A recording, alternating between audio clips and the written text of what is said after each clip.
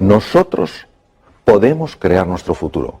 Tenemos que saber cómo, de qué manera sucede esto, cuál es el camino, cuál es la vía para aflorar ese potencial que las personas tenemos. Es básico entrenar la mente. La mente es algo de tal complejidad que es muy difícil definirla y mucho menos con 4 o 5 palabras. ¿Qué es entrenar la mente? Lo primero es entrenar la atención. No perdamos más el tiempo enfocándonos en lo que está mal. Vamos a enfocarnos en lo que podría estar bien. No en quién tiene la culpa, sino en qué podemos hacer nosotros juntos. Vamos a usar la imaginación no para generar angustia y preocupación. Ay, ¿cómo va a ser mi vida mañana y pasado? Sino generar posibilidades, algo que nos ilusione. Tenemos que ser capaces, además, de parar ese diálogo incesante que nos pone la cabeza a estallar, con desesperanza, con desánimo, con desilusión. Necesitamos entrenarnos en la reflexión. La palabra inteligencia viene de la raíz latina, interlegere, que quiere decir mirar dentro. Pero ¿qué pasa? Que cuando estamos hablando de entrenar la mente nos suena un poco extraño. ¿Cómo? ¿Es que una persona que quiere aprender un nuevo idioma no tiene que entrenarse? ¿Es que alguien que quiere aprender un nuevo deporte no tiene que entrenarse? Porque la mente no se va a entrenar. Necesitamos entrenarnos en fortaleza mental y en fortaleza emocional. Porque el mundo en el que estamos es un mundo complejo e incierto. Pero una cosa es la complejidad y la incertidumbre y otra es la desorientación. No podemos estar además desorientados. ¿Cómo nos orientamos? A través del entrenamiento mental. La creatividad es básica, todos lo sabemos. ¿Por qué es tan importante la creatividad? Porque es la que te permite aprovechar las posibilidades que la realidad te ofrece para crear un campo de juego que te abra nuevas oportunidades. ¿Pero qué nos pasa? Nos pasa que cuando pensamos en la creatividad pensamos que para ser creativo hay que haber pasado por la universidad, hay que tener 27 másters, etc. Eso no es verdad. La creatividad es consustancial con el ser humano, está en cada uno de nosotros. No hay un solo ser humano que no sea creativo. Lo que pasa es que muchos que sí creen que no son creativos. Y entonces no crean nada novedoso porque ellos no creen que en su interior hay ese potencial. La clave para la creatividad es la pasión. Tenemos que encontrar esa palanca emocional, ese motivo, esa ilusión que nos levante por la mañana con hambre de hacer algo nuevo, de encontrar la relación entre cosas que aparentemente no están relacionadas. Por eso el estado de ánimo es clave, que creamos en nosotros y nuestro potencial. Hay que buscar los recursos emocionales. A ver, si somos honestos con nosotros mismos y empezamos a pensar con calado y con hondura, ¿por qué no hemos conseguido ciertas cosas en la vida? Nos daremos cuenta que la mayor parte de las veces no ha sido por falta de conocimientos o falta de erudición, sino porque nos ha faltado pasión, o nos ha faltado compromiso, o nos ha faltado determinación, o nos ha faltado autoconfianza. ¿Qué es buscar esos recursos emocionales? Es en ese abanico de colores irte a tu pasado y decir, vamos a ver, ¿cuándo en mi vida he tenido realmente coraje? Y seguro que encuentras un momento en tu vida en el que hayas sido valiente y audaz. Tienes que traerlo ahora, tienes que recordar quién eres, porque se nos olvida la grandeza que hay en nuestro interior. Inventar el futuro. La forma en la que creamos nuevas realidades es absurda. Consultamos al pasado y le decimos, pasado, yo he podido hacer esto, y el pasado dice, no, pues entonces no podré. ¿Pero qué es eso? ¿Pero qué es eso? ¿Cómo va el pasado a determinar nuestro futuro? Es al revés, ¿cómo hay que hacerlo? Hay que crear esa idea que nos apasione, que nos ilusione, que tire de nosotros y a partir del futuro empezar a construir hacia el presente. Para llegar allí, ¿qué tengo que hacer primero? Pues tengo que hacer esto. Y para hacer esto, ¿qué tengo que hacer esto? Pum, pum, pum. Es que es radicalmente distinto, pero lo hacemos al revés. Vamos del pasado al futuro. No, señor. El pasado no tiene por qué predecir tu futuro. Para nada. Está muy bien que te informe, por supuesto, pero que no te determine. Emociones aflictivas. ¿Qué es una emoción aflictiva? Una emoción aflictiva es aquella que no te da nada valioso. Por ejemplo, si yo me encuentro con un tigre, es lógico que sienta miedo, y es muy bueno que sienta miedo porque eso me da opciones de supervivencia. Pero si yo estoy en este estudio contigo, en un entorno agradable y acogedor, y tengo miedo, eso me paraliza, no me da nada. Estamos paralizados por la desesperanza, por la ira, por el miedo. No tiene ningún sentido. Es fundamental que empecemos a comprender un poco mejor cómo gestionar estas emociones aflictivas. Y para eso hay que entender que hay tres estructuras que, si me permites, las voy a enseñar. Una de ellas es la amígdala, viene del griego almendra, está situada aquí en los polos anteriores del lóbulo temporal. Otra es el hipotálamo, que está aquí, y otra es lo que se llama la sustancia gris periacueductal, que está justo aquí, alrededor del acueducto de Silvio. ¿Por qué es importante conocer estas emociones aflictivas? Porque nosotros tenemos sobre todo tres grandes lastres que nos dificultan llegar a ese futuro ilusionante. Primero, la ignorancia. Si yo no soy consciente de mi talento y mi potencial, ¿cómo me voy a atrever? Número dos, la pereza. ¡Ay, la pereza! ¿Cuántas veces el camino correcto no es el camino fácil? Pero el tercero es el miedo, una de las emociones aflictivas más potentes. Entonces, ¿qué podemos hacer para gestionar el miedo? Yo, de todas las cosas que he visto en mi larga trayectoria como cirujano y en muchos temas en los que he estado metido, al final me doy cuenta de una cosa. El miedo, cuando te engancha, hay que gestionarlo por vía física, utilizando técnicas físicas. Técnicas respiratorias, gestionando el diafragma porque es el que te cambia la química hormonal, cambiando el foco de tu atención, utilizando colores. ¿Por qué colores? Pues no lo sabemos, esto lo descubrieron científicos orientales hace miles de años. Los colores tienen un impacto tremendo en el hemisferio derecho del cerebro, que es el que gestiona estas cosas. Nosotros sabemos que al imaginar un color azul llevado a ciertas partes del cuerpo, sabemos que automáticamente empieza a cambiar esa emoción aflictiva. ¿Por qué? Bueno, porque cambia la química, las imágenes generan emociones, las emociones están asociadas a procesos químicos. Entonces, es fundamental que sepamos que el miedo se puede gestionar, por lo menos, para que no nos paralice cuando es una emoción aflictiva. Bueno, luego hay una cosa que es que creo que la tenemos que recuperar.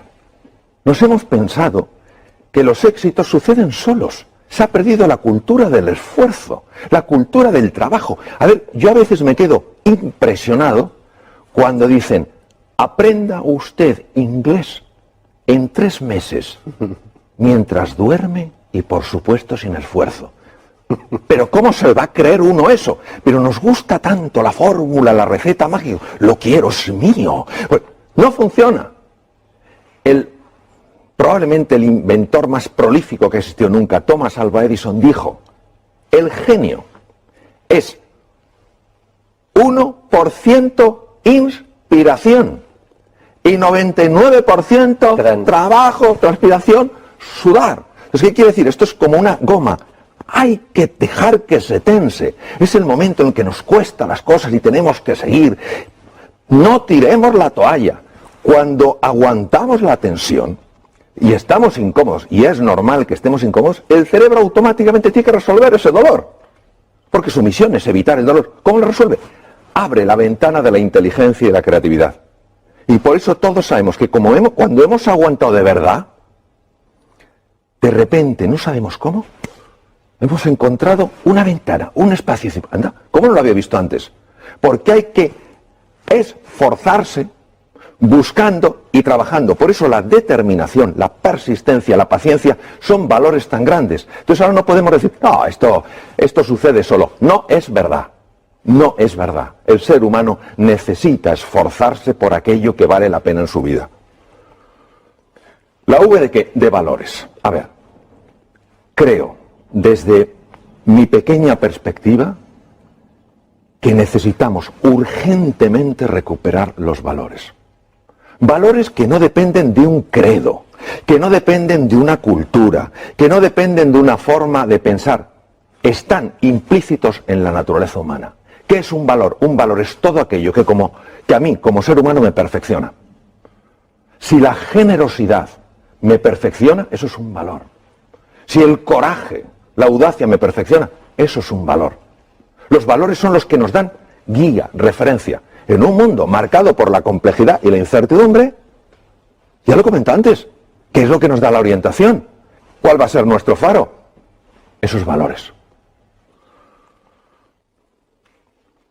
Ojo con la sensación de impotencia. Yo la veo continuamente. No sé cuántos, no sé qué. Una cosa es el diagnóstico, y en medicina esto lo sabemos bien. A nosotros nos interesa hacer un diagnóstico correcto. A ver, si yo tengo una enfermedad seria y voy al médico, el médico me dice, no se preocupe, es un catarrillo. Digo, es que médico más simpático, pero no me ha ayudado nada. Yo prefiero que me diga, mire, tiene usted una neumonía, es un diagnóstico más duro que un catarro, pero porque hacemos el diagnóstico correcto le podemos curar. Bien, el diagnóstico actual es un diagnóstico serio. La situación actual del mundo es seria y es compleja. No lo podemos negar, no podemos ser como la avestruz, aunque eso no lo hacen las avestruces, lo de hacer un agujero. No hay una avestruz así de tonta en toda África, vamos, que meta la cabeza bajo tierra, ni de broma. Pero claro, de acuerdo, tenemos un diagnóstico. Luego hay un pronóstico. ¿Qué es el pronóstico? El pronóstico es lo que los expertos dicen sobre eso. El médico te puede decir como experto, tiene usted una neumonía, con el antibiótico adecuado, los antibióticos adecuados, pues en una semana usted se cura. Eso es el pronóstico. Y otra cosa es el veredicto. El veredicto no lo puede dar nadie. ¿Por qué? Porque entre el diagnóstico y el pronóstico y el veredicto hay un espacio enorme. ¿Cuál? El uso de mi libertad y de mi potencialidad como ser humano. Todavía me acuerdo de una persona en el Memorial de Nueva York, uno de los mejores hospitales del mundo, unos 2 mejores, tenía un carcinoma pulmonar en variedad muy severa y muy avanzada. Le dijeron, tiene usted 3 meses de vida. Diagnóstico era correcto, carcinoma pulmonar en un estadio muy avanzado. Pronóstico, desde el punto de vista estadístico, usted tiene 3 meses de vida, pero se lo dijeron como un veredicto, usted tiene 3 meses de vida. Y este señor dijo, lo siento, compro su diagnóstico, compro su pronóstico, pero no su veredicto. Tengo demasiadas cosas que hacer. Vivió 3 años. Entonces, esto no es sencillamente un caso extraño. ¿Qué es lo que nos perdemos? Nos perdemos lo que puede emerger del ser humano cuando ese ser humano dice, ahora yo, ahora me toca a mí. Esta es la historia de Sísifo, condenado por Zeus, un dios más bien poco piadoso, a subir una piedra. Y cuando la había llevado a lo alto de la colina, la propia piedra bajaba y él volvía a hacerlo. Esto lo estoy viendo continuamente, la sensación de desesperanza. Haga lo que haga, para nada sirve. ¡Claro que sirve! ¿Cómo no va a servir? De hecho, es lo único que sirve. Pero si tú crees que no sirve, dejarás de esforzarte como te puedes esforzar. Y entonces se cae en la desesperanza. Este es el drama de hoy. El drama de hoy no es ya la dificultad que hay, que es real, sino nuestra sensación de impotencia que le está acompañando. Uno se pregunta, ¿por qué tuvo tanto impacto esta película durante la Segunda Guerra Mundial? Porque habla de las creencias. Son 3 personajes que van con Dorothy, cada uno se ve limitado por algo. Y hay un mago que se supone que es un ser enorme, con unas voces tremendas, y al final se dan cuenta que es un hombre con una megafonía. Es chiquitín y tiene una megafonía. Así son nuestras creencias limitantes, esos programas que tenemos metidos. No puedes, no llegarás, no serás capaz. Pero si esos son puras entelequias, lo que pasa es que las vivimos como reales.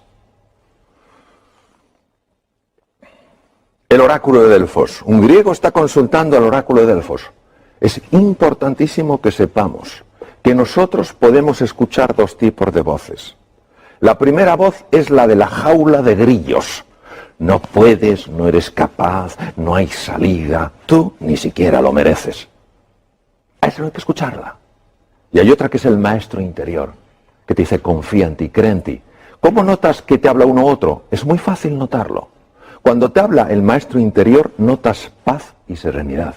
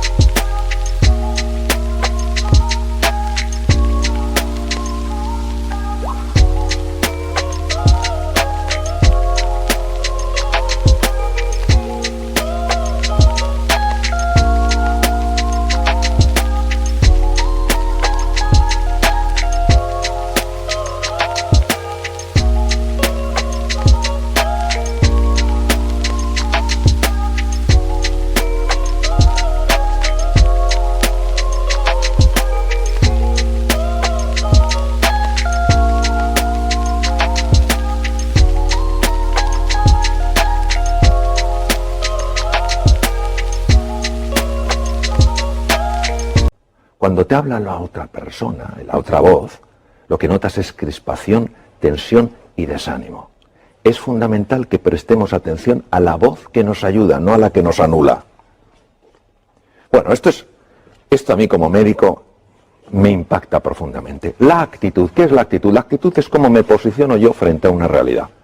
Está más que demostrado médicamente que la actitud de una persona frente a una enfermedad afecta a todos estos niveles. Los linfocitos, ¿qué son linfocitos? Células que atacan bacterias, virus, tumores. Células fagocíticas, los fagocitos, lo mismo, los engloban de otra manera. Macrófagos, son el servicio de limpieza del organismo. Se ingieren, destruyen todos esos detritus para que no se infecten. Anticuerpos, fibroblastos, generadores de la cicatriz. Todo esto es afectado por la actitud. Y uno dirá, ¿pero cómo es posible? Porque la actitud afecta mis emociones. Mis emociones son procesos químicos. Y todas estas células que vemos en la pantalla tienen receptores para esas moléculas. Claro, no es lo mismo que a un linfocito que tiene que pelear con una bacteria se le pegue la molécula del entusiasmo que la del desánimo. Porque imagínate un linfocito acercándose a una bacteria con la molécula del desánimo y el propio linfocito, claro, en el lenguaje linfocítico, diciendo, oh, yo con esta bacteria no tengo nada que hacer, yo me voy. Pero es que es así, es decir, lo digo en un plan un poco desenfadado, pero es que es así, es que se ha demostrado que estas células reaccionan de manera radicalmente diferente según las moléculas de la emoción que se ajusten. Nelson Mandela, se puede aprender tanto de este hombre, que podía haber odiado tanto a sus carceleros. Tanto, tenía tantas razones. Y lo único que le importó es la reconciliación. Y él decía que la última libertad, la que nunca te quitarán, es tu libertad interior, tu libertad creativa. Claro que la libertad para moverte, esa te la pueden quitar. De hecho, él estuvo encarcelado 27 años en Robben Island. Pero tu libertad interior, ¿cómo quieres tú posicionarte frente a algo? Él eligió posicionarse no desde el odio, sino desde la voluntad de la reconciliación. Porque él sabía que no era el único prisionero, sabía que sus propios carceleros eran prisioneros de su propio odio. Vaya mensaje. Hombre o máquina, no podemos estar esclavizados por programas mentales. Por programas mentales que nos alteran.